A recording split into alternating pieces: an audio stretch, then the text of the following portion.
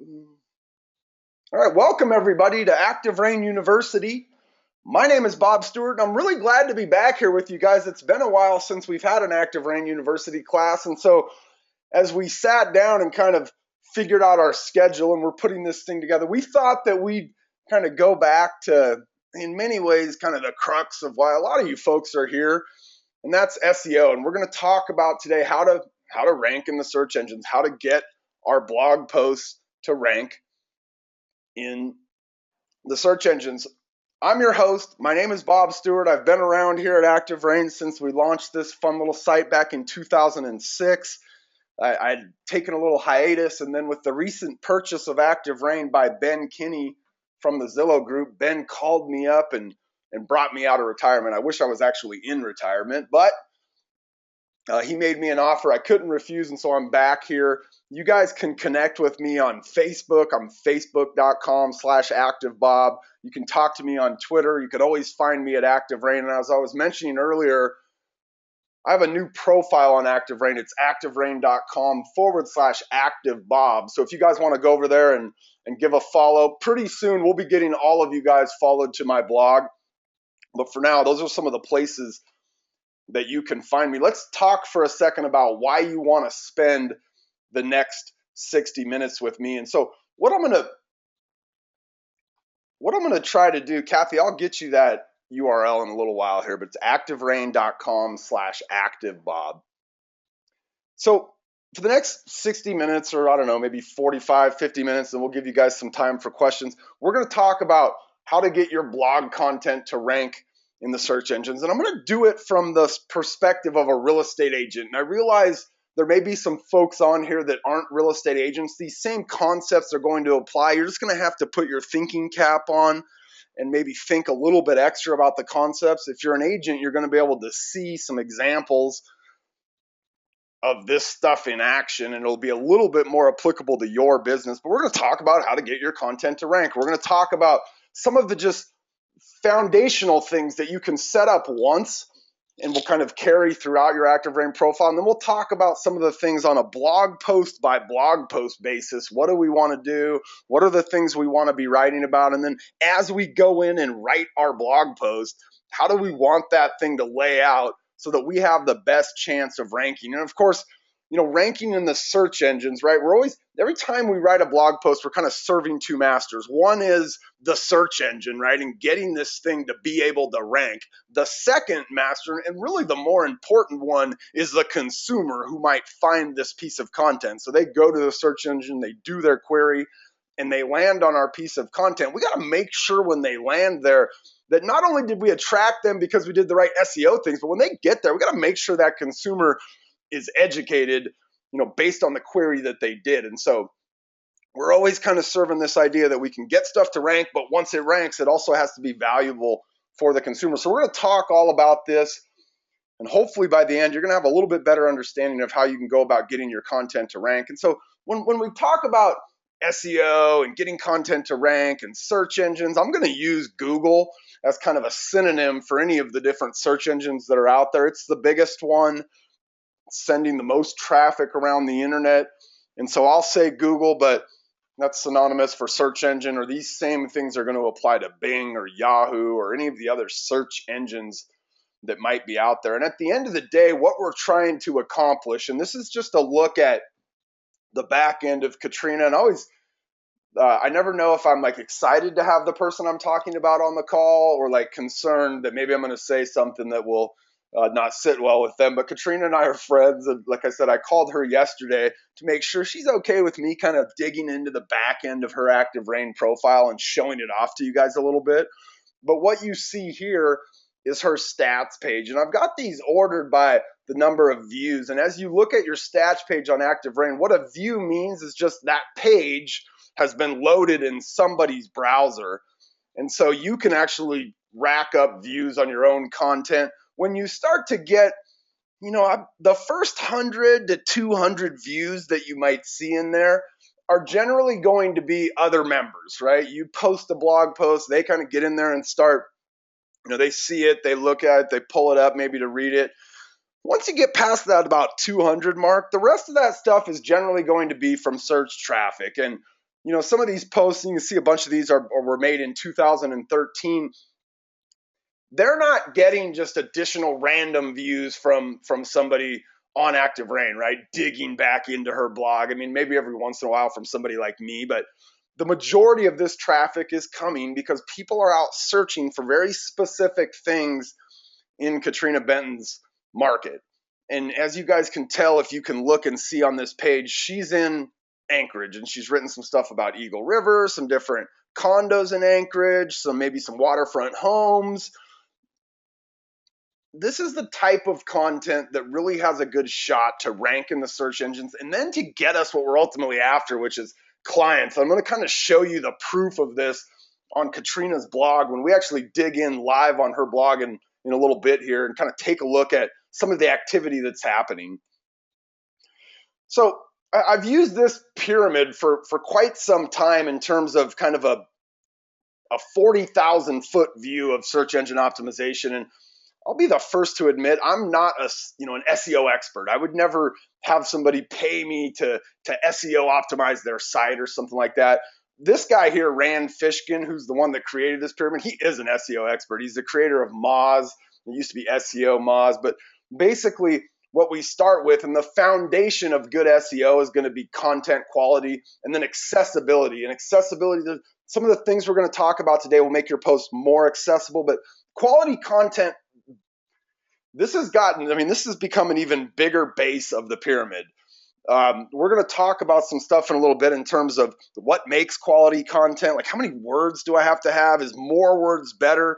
But it all starts with quality content. And then what keywords are we trying to go after? And we'll talk for a little bit about, how do you build your keywords? Link building, we'll talk a little bit about link building in here. We have another class that we've done at Active Rain that talks all about your links and where they need to go and how you can use those things out of your blog to help your own website perform better. And then social is kind of this, and I'll be honest with you, the social cues for search engine optimization are evolving, and they're always evolving. But one of the real big kind of impacts of social, and I know Katrina does this, I don't know that I call Craigslist social, but the idea that I can put my content out there somewhere where there's a community of people who might then find or discover my content, it can be very powerful. And one of the ways that it's really powerful is it can get an initial burst of traffic to your piece of content. And that initial burst of traffic can really help your content perform better because it shows the search engines who are kind of monitoring these pages that, hey, here's a piece of content that was just published. And look at this. There actually was a bunch of traffic that found its way either from Craigslist or Twitter or Facebook or LinkedIn or some of these different platforms that you guys might participate on.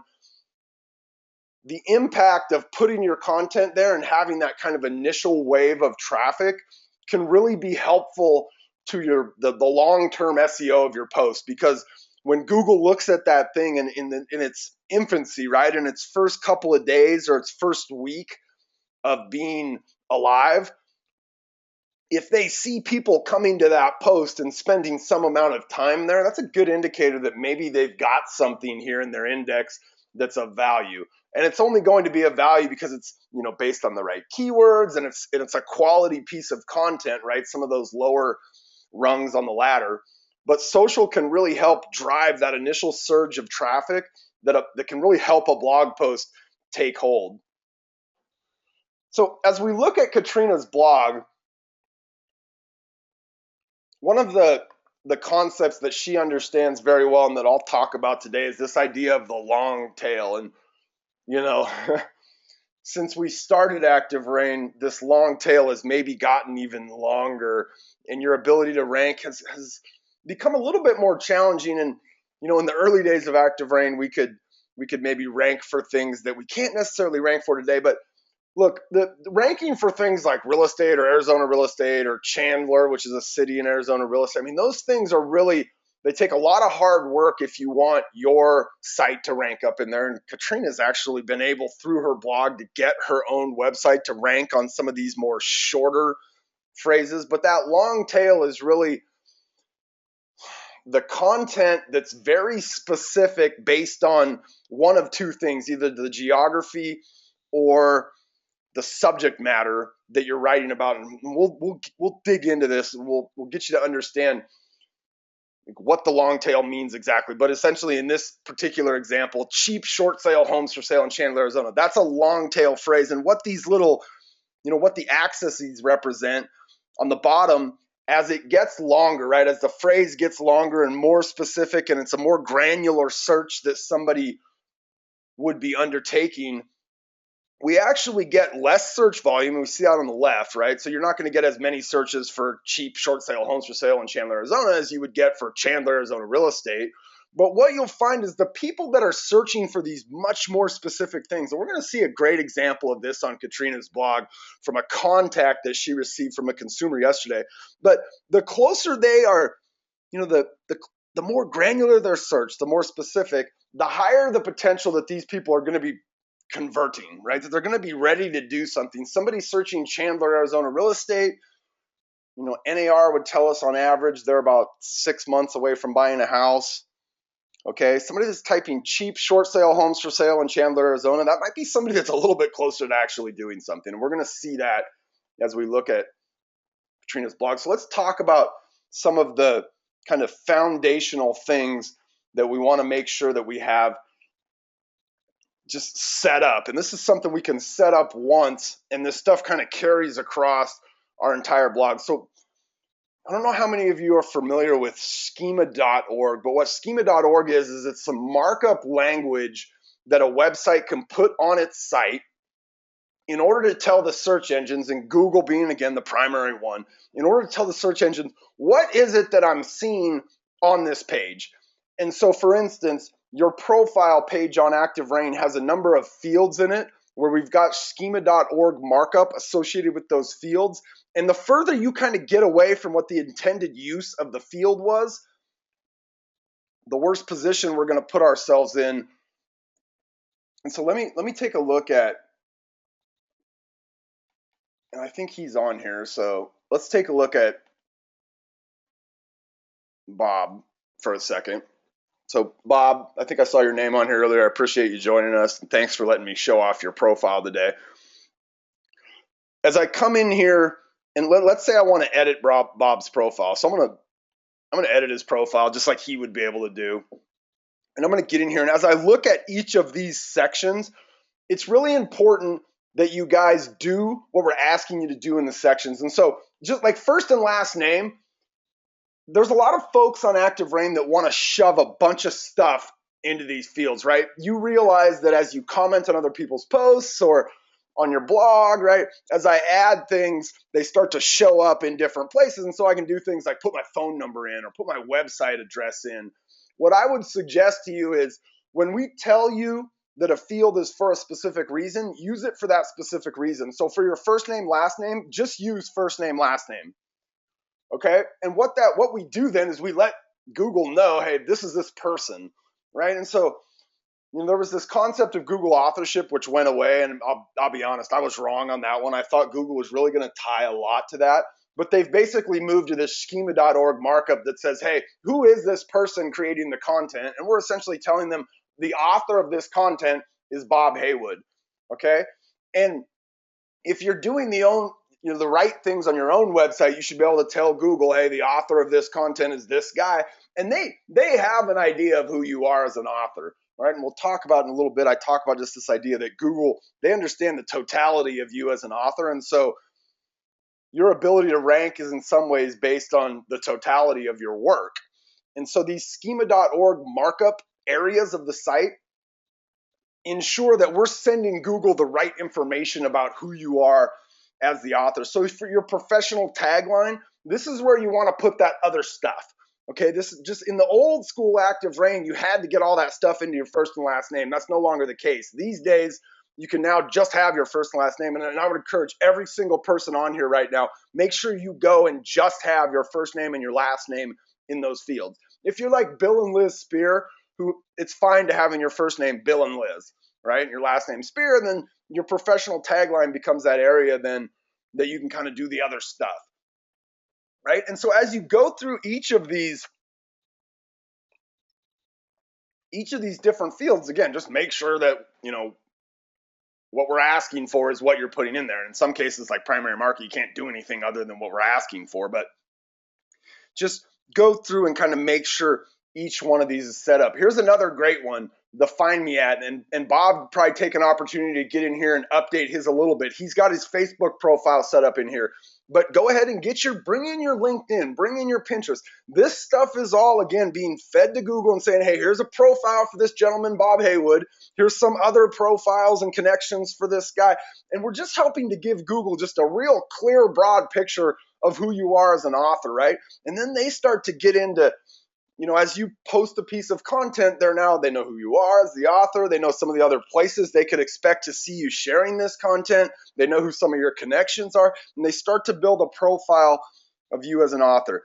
Again, as you get down into these sections here, things like certifications and languages and, some of the different stuff that you can do in here, your specialties and awards and skills, make sure that you're using those areas in the way that they were intended to be used. Because again, these things have schema.org markup on them, and we're telling Google, hey, this is a guy, his name's Bob Haywood, he specializes in these things, right? And you can go in there and add those things in that you specialize in, but you want to make sure we give Google kind of this good view of who we are. So that's the schema.org markup stuff. Again, you guys just go in and really make sure, just look at your profile. Make sure you're taking advantage of all of those sections. Make sure you've got everything filled out. Make sure you're using the right information in the right sections, because again, we're feeding all this stuff on the page to Google. A lot of this stuff carries over to your blog page. Okay, so the things that you're putting on your profile page then carry over to your blog posts and in many ways kind of set the anchor, and we want to make sure that we've got that anchor set nice and firm in terms of getting all, just all the fields filled out correctly. So let's talk about some of the basics. So every time we write a blog post, we're going to kind of start with this idea that we're writing about one subject and we want that particular post to rank for the particular subject that we're writing about. And so we're always going to pick a keyword phrase for our title. And in a lot of ways, where like if you were an author and you wrote a book, you might not have the title. Like you kind of know what the book's about, right? You might have 5 or 6 different titles that you were thinking about using. But at the end of the day, you write the book and then you can kind of fill the title in. When you're writing a blog post, you almost, I don't know, in my opinion, you kind of have, especially if you're wanting it to rank in the search engines, you almost have to start with, what is that keyword phrase or that title that I'm wanting to rank for? Okay, and we'll talk about these in a second, but we just understand we got to pick something, right? And it's going to be one phrase. We can't rank for any more than one thing with one blog post. Now, throughout the body of our post, we're going to use that phrase. And it used to be we'd say use it 3 to 5 times. Here's the deal. I mean, use it once, right? You're probably going to use it once in like the first sentence of your blog post, right? And then you're going to use it again maybe as a hyperlink. We'll talk about that in a little bit here. You don't necessarily need to use it exactly as you use it in your title any more than that. As long as you're using similar phrases and similar wording throughout the post, you're going to be fine, right? And you're going to end up with this 500-word blog post that has a keyword phrase for a title. It's got that phrase in the first sentence. Maybe you've got a link a little bit lower on the page that uses that same phrase. But for the rest of that, just speak naturally. Because what happens is the search engines are getting better at just understanding natural language. And so if our keyword phrase is, the Aspetuck Village condos in Shelton, Connecticut, well, then we would expect, or the search engine would expect, to see other things on the page that would relate to a condo, things like homeowners associations or things like bedrooms, bathrooms, parking, garage, common areas, or just words and phrases that relate to our keyword phrase. Now, there's an area inside of a blog post on ActiveRain, and I don't know that I've had a class since we've had this area, and so I want to take you in here and maybe show you this for a second. So I'm going to go in and edit one of Katrina's posts here, and now I'm in here as Bob editing Katrina's post, so I'm sure I've messed this all up. But down here at the very bottom is this SEO title and meta description field. And so what used to happen on Active Rain is when you wrote the title for your blog post, and so we come up here and she's got a title of, waterfront homes for sale on Campbell Lake in Anchorage.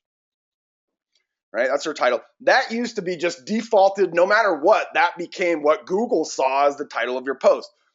Now, we can actually use this SEO title. We could change it if we want. We don't have to if we don't want to. But here's the thing.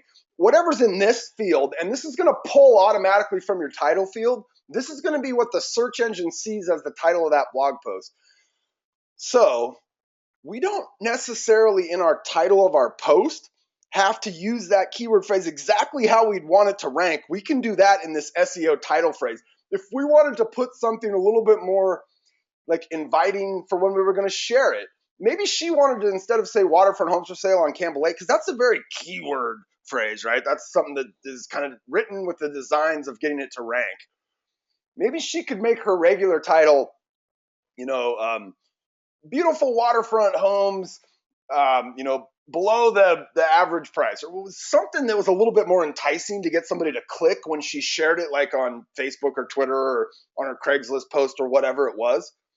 And then in the SEO title field, she could use her keyword phrase. So when Google is crawling into this thing, what they're going to display and what they're going to kind of base everything on in terms of as they look at the rest of the post to identify, is this a good post for this keyword phrase, they're going to look at that SEO title. The same thing happens with the meta description. A lot of times, and I taught this at some point, is we want to make sure we get our keyword phrase into the first, however many characters of the post. We don't necessarily need to do that these days. What we can do, we can start right, and we can start off with whatever we want in the post, right? We don't have to try to work that keyword phrase in there like she's done such a good job of doing in all of her posts. Because now we've got this section down here at the bottom called meta description, where we can tell the search engine what the description of this post is. And so, you only have so many characters. Let's see how many she gets here. Oh, I don't know how many it is. All right, here, let's do this. So you get 155 characters in order to be able to do that. So again, this becomes, let's go back here and look real quick. This becomes the meta description does, and you guys are going to see me if you play around on these webinars with me long enough, you'll know that I always go and open an incognito window when I'm showing you guys a Google search, because Google knows who I am. They know what sites I like, so they're going to give me results in a regular window, right, where I'm logged in and I'm Bob and Google knows my search behavior. They're going to be a little bit different results than they might give me in the incognito window. So I'm always going to search incognito when I'm looking for search engine results. But we see her post here, and so this is going to be that SEO title. Okay, whatever we had in that SEO title field is going to be what shows up here at the clickable portion of the link. And then that meta description field is going to be this area right here. Okay, some of this stuff right here is coming from the schema.org markup stuff. And you'll see realtor.com uses schema.org markup. Some of these other sites aren't using schema.org markup, right? Truly and Zillow use it in some places, don't use it in others. So that's that SEO title and meta description field.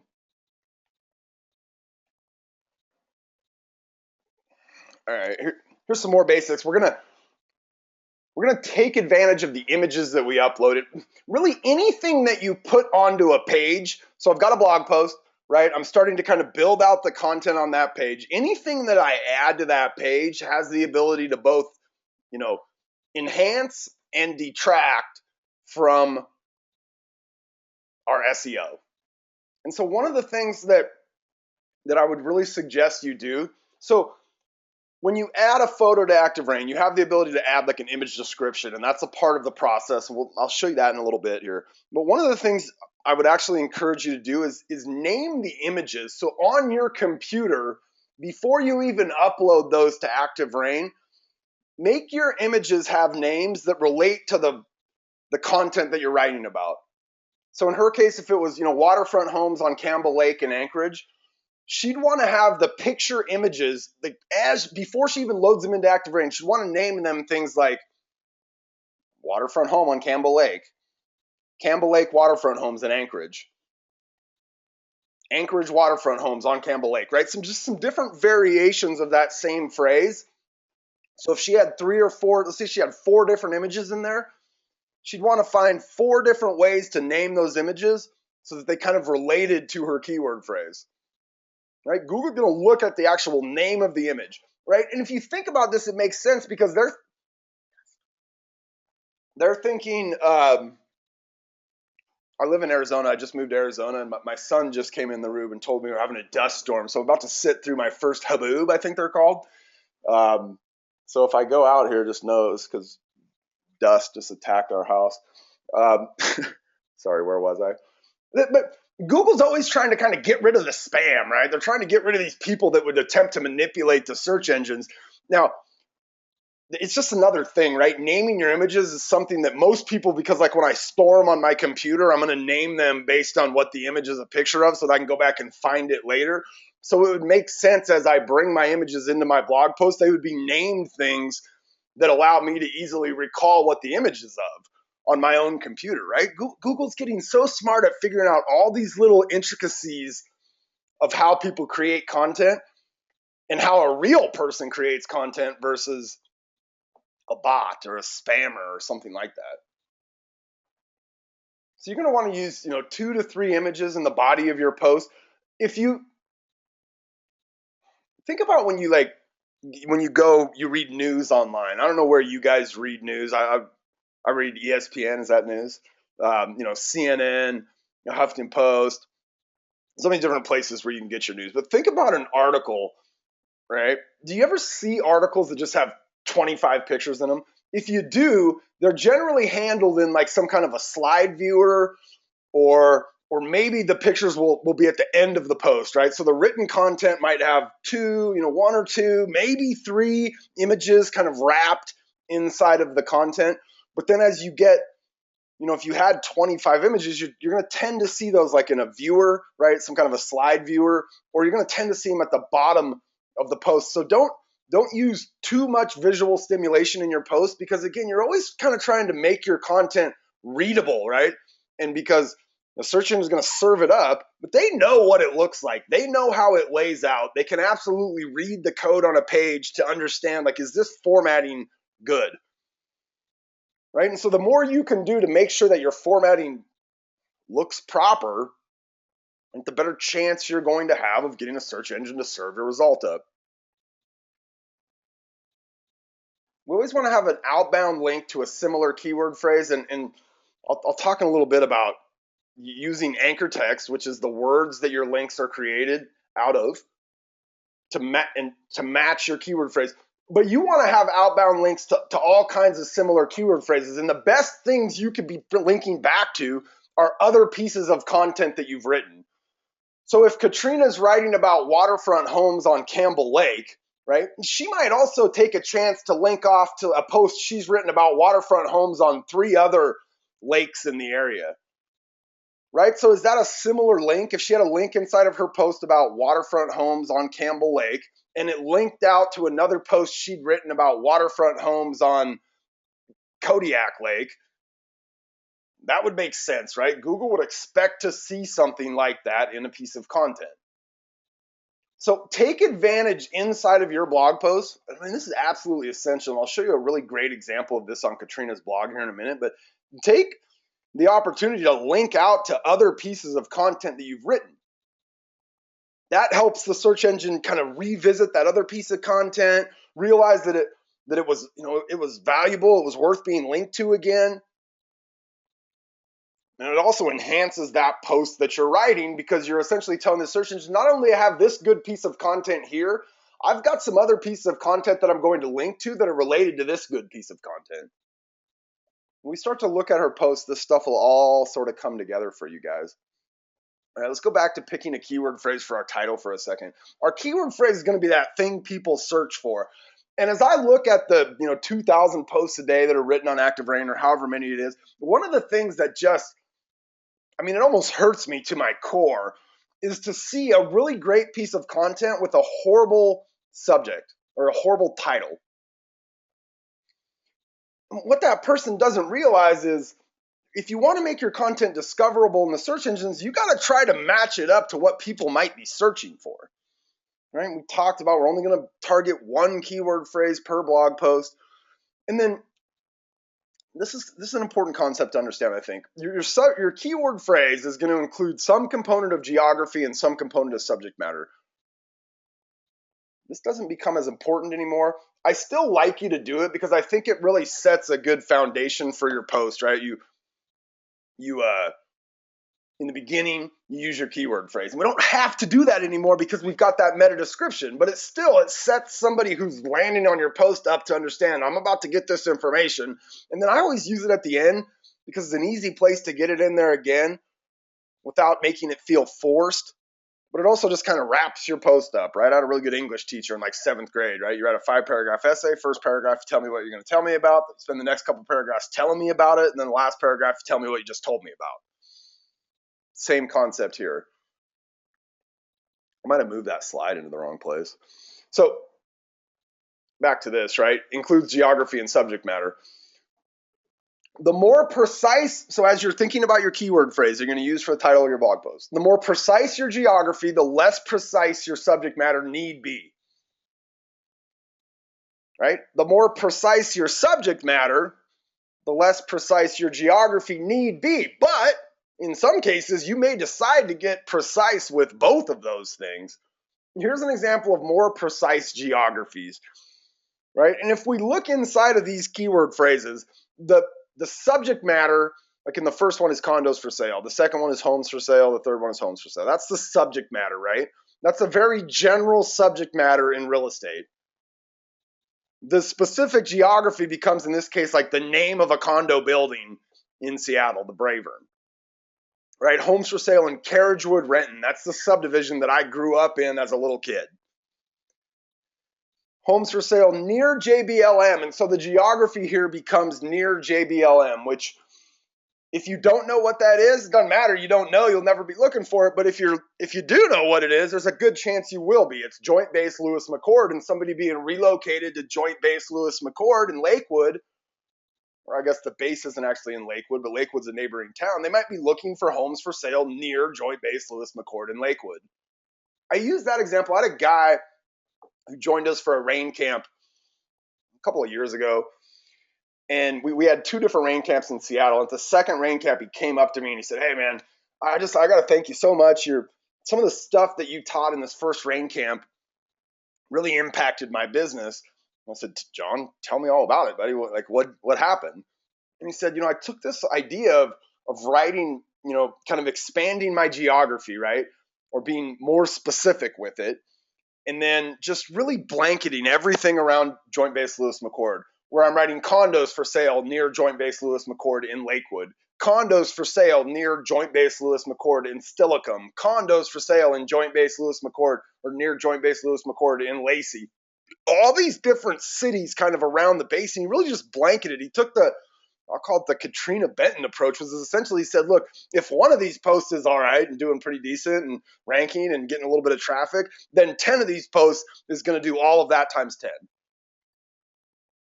So there's a lot of ways to get more specific with your geography. The subject matter side of things, again, if we know that homes for sale is kind of that general subject matter side, then we want to start to think about very specific adjusters or additions to our subject matter. So homes for sale in Phoenix with a mother-in-law suite, condos for sale in Seattle under 300,000. So the subject matter becomes condos for sale under 300,000, right? I can get more specific with both. I could choose to write condos for sale, in Capitol Hill, Seattle under 300,000. Condos for sale under 300,000 in Capitol Hill. Right, Capitol Hill is a neighborhood of Seattle, so I've gotten more specific with my geography. I've gotten more specific with my subject matter. Condos for sale near Amazon on Capitol Hill. Right? So think near stuff. As you get more specific with your subject matter, think types of features in a home that somebody in your area might be interested in. I know Bill and Liz Spear back in, no, I mean, they're in the Cincinnati area. I don't remember what their city is exactly. Sorry, Bill. He writes about patio homes, right? And he's got this very specific subject matter, and then he just kind of branches out. He writes patio homes in specific subdivisions. He writes about patio homes in cities. He writes about different features of patio homes that somebody might be looking for. I can't tell you how many searches I did. Homes for sale with a pool in Mesa, right? Homes for sale with a pool in Chandler, Arizona. Homes for sale with a pool. Like I probably did that search 15 different times for 15 different areas. I do it in subdivisions. I was doing it all over the place.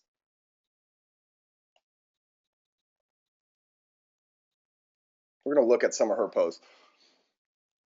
All right, this is a really key concept. And I went looking for a lot of posts before this. I spent all day yesterday essentially trying to track down pieces of content. And what I saw is a lot of content that was kind of written at a time when the length and the quality weren't as big of an issue as they are today. And Google's gotten so much better at just looking inside of your content and determining, like, is this really valuable to somebody that lands on the page? And I challenge every single one of you, because we all kind of, well, not all of you guys, but I think a lot of you guys may be right with the aim of getting it to rank and then just getting people there, right? Getting people to read your stuff. But I want you to look at your content and think from the perspective of somebody reading it. Like, first off, why did they come after this piece of content? Right? So if it was about a specific condo building, let's say, they probably came after it because they're interested maybe in buying something there. They want to live there, right? And then think about what all would that person want to know, right? So, I mean, you're looking at a minimum of 300 words. I'd say you're probably better off if you get closer to 500 words for a piece of content. I want you to think about, explaining the lifestyle and what it's like for me to live at this particular condo building in this particular subdivision, what it means to have a waterfront home on Lake Campbell in Anchorage, right? I don't have any question that in 500 words, you could give me a really awesome big description of what that area or that thing is like. Because at the end of the day, Google just wants to give their searcher the best piece of content for that query. And so in some cases, that might mean doing the query yourself and going out and looking, what do these other results give? And how can I make my result stack up to that? I have this little always adding, right? I always get this question of, hey, can I go back and edit my old stuff? Absolutely. In fact, you should be going back and making, updates or adjustments. Or let's say Katrina, and I'm going to show you kind of the blueprint that she uses when she writes her post. But let's say she decides that, she wants to add some other real valuable piece of information. Maybe she says, you know what I'm going to do? I'm going to go back. I've written about 150 of these different neighborhoods. I want to go back now and interview some of my past buyers that are in these neighborhoods. And I want to add a little portion to each one of my posts that's about, what's it like to live here? Where she's got a couple of quotes or a couple of sentences from some homeowner that actually lives in that subdivision or in that condo complex. She should absolutely go back and add that. And she's got 150 or 300. I don't know how many she has. She's got a lot.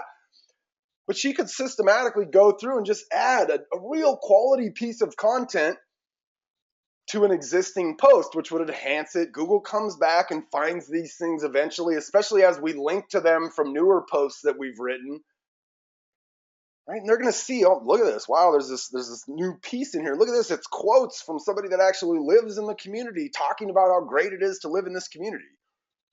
Right? That starts to make a better piece of content, and you can absolutely go back, and you probably should be going back and adding some of these. I want to bring you guys in here for a second because I don't sleep very well, and so when I have a class like this, I generally stay up at night tossing and turning, thinking about ideas and what have you. But what are some of the things that you guys think would make a better neighborhood post? So I just mentioned the one, interviews with the neighbors. Like, I think it'd be a great idea if you're going out and you're going to write a post about, the Aspetuck Village condos in Shelton, Connecticut. How cool. I mean, it would be great for Barbara to be able to use that as an opportunity to reach out to some past buyer that she put into a condo there and just say, hey, I'm writing a, I'm a real estate agent. I sold you your house. And part of my marketing is I write about some of the condo complexes and the subdivisions around the area. And I'd like to just chat with you. I've got 3 questions here that maybe you could answer for me about living in this neighborhood. Bring some stuff like that into your post. Links to HOA newsletters. Maybe the HOA sends out a newsletter and they post it on their website or something, and you can go back every month or every quarter and update your post to include a link to the most recent HOA newsletter. We just moved into very much us. We're in suburbia, right? We live in Mesa, Arizona. We're out. We got this big, huge master plan subdivision. There's like 5 subdivisions within the master plan. I want to know, like, I did a bunch of research on our subdivision. I came across a blog post. It wasn't written on Active Rain, but it was written on somebody's blog about this area. And this lady did an absolute fantastic job of letting me know what it was like to live here. Right. One of the things that was really important for me, because we kind of came from a city life, is what could we walk to from here? And there's not a whole lot. But before I ever moved here, I knew that I could walk to like DeBeppo's, whatever it's called, the Italian restaurant down the way. I knew that there was a couple of grocery stores that we could walk to. I knew that there was an ice cream shop that I can go to, and my kid never lets us get away from going to that at least once a week. So what's within walking distance? That might be something nice to add in there. What schools in here? I got a bunch of people saying, here's schools. So yeah, information about the HOA. Carol, that's a great idea, right? Some of these HOAs have, unique restrictions, or gosh, if you can get the HOA dues, right? I don't think I ever knew what the dues were going to be on the community we moved into until we actually moved in and got our first statement, or maybe at closing or whatever. Give me some more ideas. Hiking trails, coffee shops, bike trails. Yeah, just anything. I mean, there's so many. Here's another good one. Hannah kind of says, hey, our condo, like links to condo to market reports. If you guys kind of have this one post that you've written about the condo building that gives you all the feel and the flair for living there, and it's kind of this this evergreen piece of content. Absolutely, if you're doing like a quarterly market report on that area, you should absolutely go back and link those quarterly market reports at the bottom of the post. Hey, for information on what the market's doing in here, check out the most recent quarterly market report. Great example. Yeah, Barbara says, good tip on getting the buyer interviews. I think there's a lot to, I would have loved to have read some interviews about the people that, from the people that live in my subdivision. I've gotten to know a bunch of these people. I've spent more time talking to my neighbor and kind of getting the lay of the land than anything, and that's what allowed me to kind of get the lay of the land. But I think you guys could give these people a lay of the land by talking to some of the neighbors in there. And then it just gives you a chance as an agent to reach out to those people. When I moved into this house, I now know the guy across the street they're selling. They're 89 and 90. They're an older couple. They told me that this next time they're down here in Arizona is going to be the last year that they're down here. I know they're selling. My agent, if he called me and said, hey, I'm doing a blog post about the neighborhood, here's a couple questions, and we chatted, he should probably ask me, hey, you've been there for a couple months now. Have you gotten to know the neighbors? Is there anything I should know about the area? And I'm going to tell him, yeah, Wilford is the guy's name, I think. They're moving. The people across the street from me are moving. They told me they're going to be back here this winter, and then they're moving. So you should probably figure out how to get in touch with those folks. All right, so there's some ideas on what would make a better neighborhood post and kind of some of the content, right? Because this is what we're talking about, some of the content that you can get into a post to make sure that that thing looks good to the search engine, right? That you differentiate yourself from anybody else out there that's writing about this same thing. So Google looks at your entire body of content. Let's take a second here to go into Katrina's, because I want to make sure you guys get a chance to look at what she's doing. And so because I jumped around with Bob here, let me get logged back in as Katrina. Okay, so we're in here as her now, and I'm on her stats page, and you guys could all get to your Active Rain stats page by coming to the little drop down here, coming down here to stats. And when you first get there, it's going to give them to you in chronological order. Okay, but as you click on views, you can see kind of what are some of your most popular posts. And when you guys do this for yourself, I'd like you to look at it through the lens of which of these posts are capable of generating business for me, right? I looked at a lot of different people in the last couple of days, and a lot of you guys have tons of traffic coming to some like local business posts or some community event type posts. And those are great, right? They good name recognition. They get you out there. People start to become familiar with you as somebody that is capable of ranking well online. But these are the types of posts. And as we look at hers, her most popular one is something she wrote for the community. But as we get down here just below that, almost every single other post she written is a post of the nature of which we've been talking about. Right? Here's the waterfront homes for sale on Campbell Lake, the one I was talking about. And I did this search earlier, you guys, but again, I'll do it from the incognito window. Now, she's not always going to rank in the first position, right? She happens to be that for this post. But as we look at some of these other posts, Discovery Park condos, let's say in Anchorage, Alaska, as we look at some of these others, she's not necessarily ranking in the first position, right? In some cases she does. This one's way down there, right? It's in position 8. She's got her own website, kind of comes out. Here it is, Come Home Anchorage. That's her website, and she's done a really good job of linking from her blog posts into her website to help her own website perform better. But she's got 2 positions, 3 positions. No, that's not her. 2 positions here on the first page. But that last slide that we had was Google looks at your entire body of content. Had she just written 1 post, 5 posts, 8 posts, she's not going to get the coverage or the same results as having written literally an encyclopedia of neighborhoods and condo complexes in Anchorage. Right? She's covered almost every, or at least every one she wants to sell in. And as we look through here, look at these. There's a lot of traffic on these things.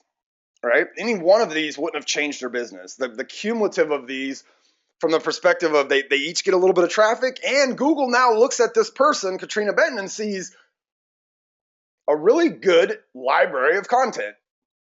That view of her from the search engine helps all of her stuff float to the top, or float higher than it would have had she had just 1 post out there. Let me see this one. Here's this one right here. So Piedmont West condos in Anchorage, Alaska. I'm about to show you something. I don't know how this person found her. Okay. I'm guessing it was something like this. Okay. And if we get in here, we see her Come Home Anchorage website. We see her Active Rain blog post. Here's that blog, Piedmont West condos. As we look at it, we can see this thing's never had a comment. It's never had a like. It's had 4,600 views, which is pretty awesome. When somebody clicks through onto this thing, they're getting a bunch of information on here. They're getting information about the floor plans. They're getting information about kind of how the prices range. They're getting information about, the buildings and what it's like to live in there and how much of the HOA dues and what does that cover. She's got some awesome links to other resources. And one of the great resources that she's created is this How to Buy a House with a Low Down Payment in Anchorage, Alaska. And if we come back here to this page, you see her 3rd most popular post is How to Buy a House with a Low Down Payment in Anchorage, Alaska. And so I thought, oh, well, maybe people search and find that thing, but I don't think that's actually how they're finding that post, because when we search it, this one isn't coming up on the first. Oh my goodness. I swear I just searched this earlier and it wasn't. Yeah, but people aren't searching that, right? If they do, I guess they do find her. I think this thing's more often being discovered because they're searching one of these things, they're getting into the post, and then they're finding this other piece of content.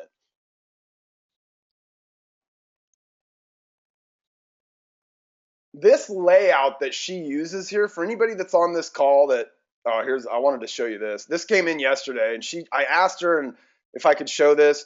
this guy's, I'm interested in a 2-bedroom condo at Piedmont West. He landed on this blog post. He came over here, and because we're logged in as her, we see this. A regular consumer would see that. Right? He came over here and he wrote his name. What's his name? Jeff. And he wrote his email address and he wrote his phone number. And his message was, I'm interested in a 2-bedroom condo in Piedmont West. For all I know, this guy came over here and did something like 2-bedroom condos, Piedmont West, Anchorage. I don't know what he did, right? But he found her blog post. And you'll notice that Google picked up that portion of her post that had that information in it. Her team is going to sell a house to this guy, right? And is the guy that wanted, I want condos in Anchorage. I'm kind of interested in condos in Anchorage. He closer to buying or further away from buying than the guy that said, I'm interested in a 2-bedroom condo at Piedmont West? You cannot get a better lead than that.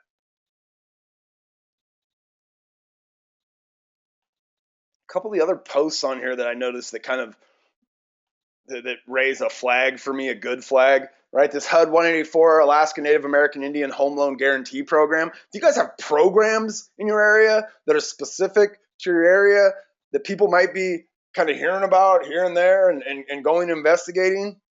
You should probably have content about those things, right? That's a great post right there.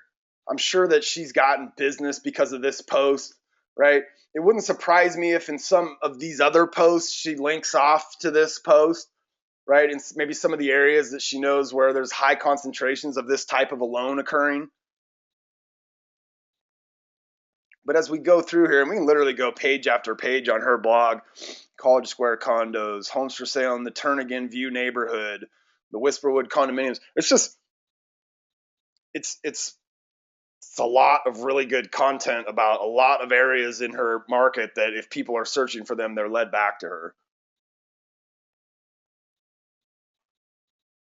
So there's her entire body of content. We didn't give a chance to look at all of it. Talk about a couple commonly missed. Just make sure I talked earlier about naming your photos before you actually put them into active range. So absolutely do that. Okay, but then you'll also want to get your image description added in there. It's just another little ping that we send to the search engine to say, hey, this is what's on this page. An anchor text link using your keyword phrase. So you'll see if you were to look at Katrina's blog and all of her different posts, if the title of her blog post was The Lofts on 16th Condos in Anchorage, right, she's going to make sure somewhere in the body of that post that she uses her keyword phrase as the anchor text for a link. Right? She doesn't want to make the whole link. Click here to find loft condos on lofts on 16th condos in Anchorage. She's just the phrase becomes the link.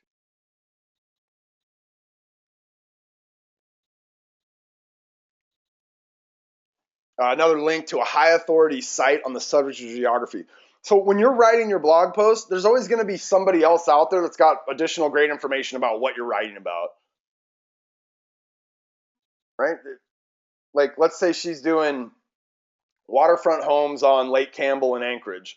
She might go to like the Alaska state page for Lake Campbell, or she might just Google Lake Campbell and find some non-threatening website. Maybe it's the Lake Campbell Homeowners Association's website or something that's kind of, just a good piece of information that somebody reading that might want to click through to. But it also shows the search engine, not only is she giving us a great piece of information, she's willing to link out to other sources of good information on my subject matter or my topic, my geography or my subject matter, I'm sorry. And then she does a great job of providing, easy access to additional related content, right? This how to buy a house with a low down payment in Anchorage, right? She might, again, you might link to some of your other posts that are related. So if I wrote a post about, the Begich Village condos in Anchorage, I might link to 3 other condo buildings that are nearby. I might say, hey, if you like Begich Village, you might also like, Spruce Pine condos. You might also like Alpine River condos. Am I doing good with my adjectives for Anchorage, Katrina? I saw a question come through. What about inserting a video? Absolutely. You should absolutely be adding kind of this additional media content, this rich content, right? Katrina's done some stuff with maps and charts where she's used Google Maps and Google Charts and put some of that stuff in her posts. Videos all day long. If you have videos, this Aspatuck Village condominiums in Shelton, this is Barbara Altieri. She makes sure that when she writes, if she's got a video, and gosh, the reality is if you can go grab an embed code on a video, even if it's not yours, you could use it. The person who placed it on YouTube, if they allowed sharing for it, they allowed that embed code to be grabbed. You might want to be careful of what's on that video, or when they got to the end of the video, what other videos they're led to, right? You don't want to take some other agent in your market and start marketing their videos for them. But you should absolutely, if you have this kind of additional content, get it in there, right? Anything that you can think of that would add value to that page, absolutely get it on the page.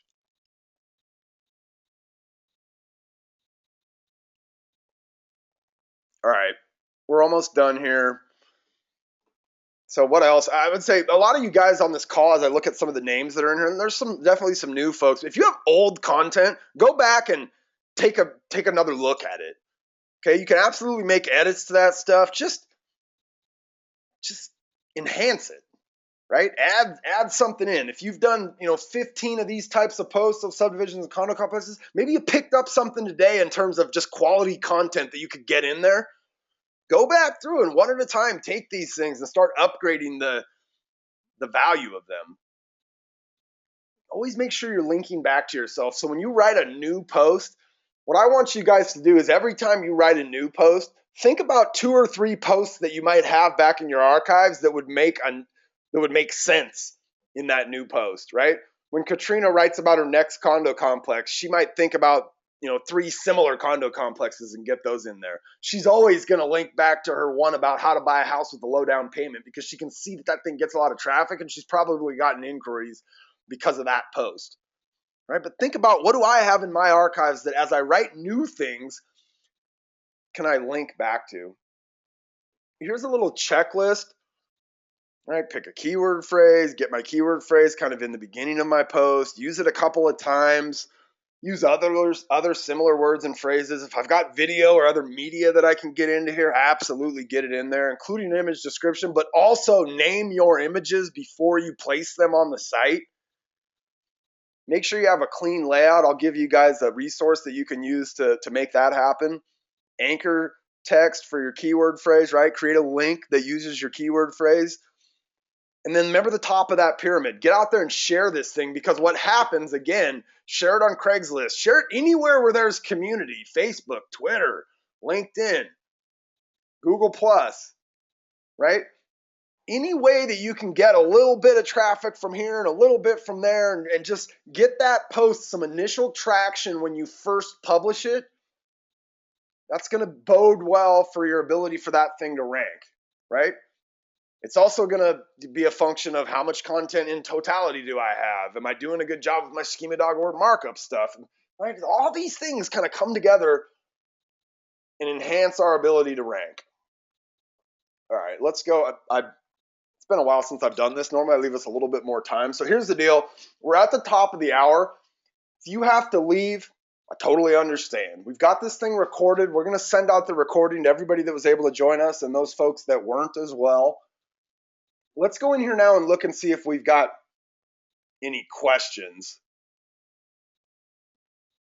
Barbara says, if I link back to other content of mine, should that be done in a new window or in the same window? And so what Barbara's talking about is every time, let's get logged out as Katrina so I don't mess her account up any more than I already have.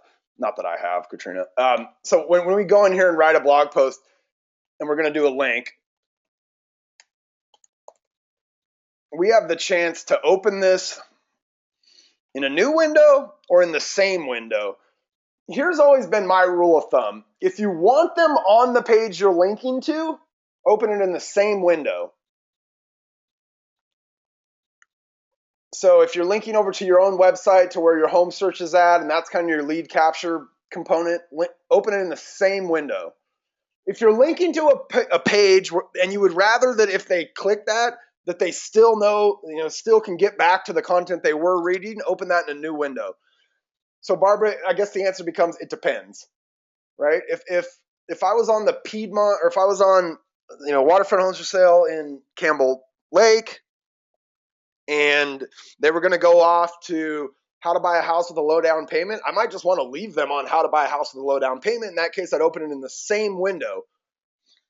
But if I was linking them over to the Campbell Lake Homeowners Association page, I'd want to open that in a new window, because when they went over there and read that for a minute, when they close that down, I'd want them to come back to my blog post, and opening in a new window would accomplish that.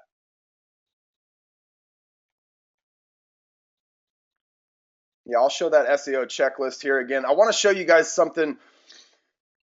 I want everybody to write this down. And in fact, right now, I will chat this out to everyone. So I just sent a link out in the chat section to the entire audience here for this blogging blueprints. And what these blogging blueprints are, if you go look at Katrina's blog post, she has a pretty specific layout that she uses for every one of her posts. There's a little bit of variation in terms of her spacing and some different things. But she got that layout from our blogging blueprints. And so down here at the bottom, we've got templates and blueprints for all different types of blog posts. And the ones we've generally been looking at are the neighborhood and subdivision ones, or the generate thousands of clicks blogging about condo complexes. The condo complexes and neighborhood and subdivisions. Here's one for market reports. Here's one for local events and local businesses. Here's one if you want to blog about your listings. Here's one if you want to talk about homes for sale with certain features. So like homes for sale with a master bedroom on the main floor, homes for sale with a 3-car garage, homes for sale with wood floors and granite countertops. I mean, the possibilities are endless on that one. Blogging Blueprints, a great resource for you guys to be able to create content, because here's what happens then. Once you get a blueprint for it, you don't have to think about what you need in every post, right? You just know these are the things I need for this post. I need the same exact things for the next subdivision, the same things for the next condo complex. And I can just kind of systematically move through and cover these things in my market. She wants the checklist one more time. I'll leave that up here for you, Karen. Bruce says it's good to hear my voice again. I'll be honest with you. I've been talking for an hour straight. My voice is a little taxed right now. I haven't done this for a little while, but thanks, Bruce. I appreciate it. Bob says, where can we get legal maps without copying and pasting from Google Maps? Here's what I would say to that, Bob. We're going to jump off this SEO checklist for a minute. I'll bring it back here in just a second.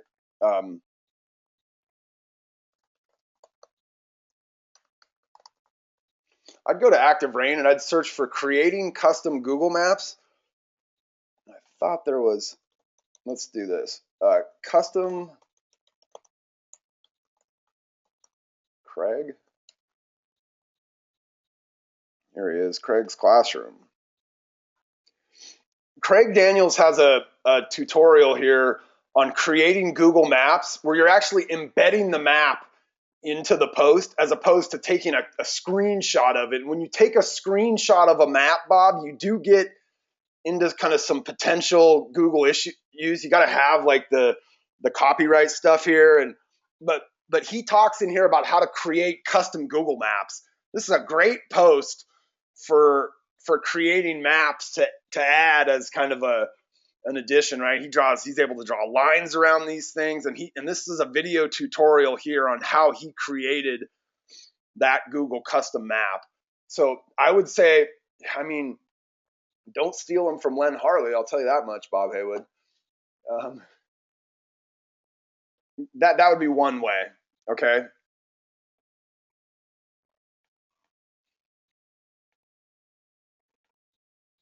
All right. You guys are all sorts of chatter going on here. I'm trying to. Debbie says, it appears Katrina, I'm not sure if she's talking about Katrina. She must be. So Katrina does this in a couple of different markets. And so as you were seeing some of those more, her Anchorage posts are from a couple of years ago. She's got some teams set up in different locations around the country. And so she does this in some different markets now. And so I think what we were seeing is just a function of the fact that her Anchorage stuff has been there for a while. And so Debbie says, hey, if she's not writing about Anchorage currently, is Google still going to respect her kind of out of date content, or will new content from someone else trump what she has written previously? We saw a variety of searches where she's still ranking. So Google's still giving some authority to that content she's written. But Debbie, if someone else comes in, now she's got a lot of it, right? And so if someone else comes in and creates just as much and it's fresher and it's newer, I mean, there'd be a lot of factors to consider. Like, are they creating content that's as valuable? I think over time there is probably some kind of regression of her ability to rank as highly as she could had she continued to just write about Anchorage and every day she's cranking out additional content about Anchorage. Yeah, I would bet there's some minor regression. It's clear though that I don't know, Google's one of these things where I always just kind of, the stuff I've learned is based on what I see in the search results. And so she's still ranking for some of that older stuff out of Anchorage, even though she's moved on and she's now, she's got some stuff where she writes about like Los Gatos, and she's got some teams in some different areas of the country.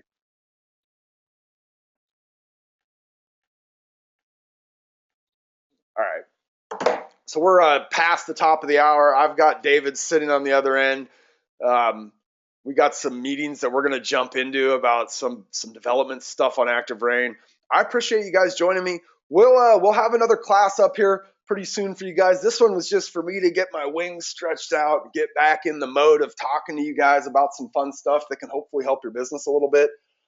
So with that said, you guys have a fantastic week in real estate. On behalf of David and my good friend, Mr. Ben Kinney, who's back there on the other end somewhere, I appreciate you guys joining us here at Active Rain University. My name is Bob Stewart. Bye-bye, everybody.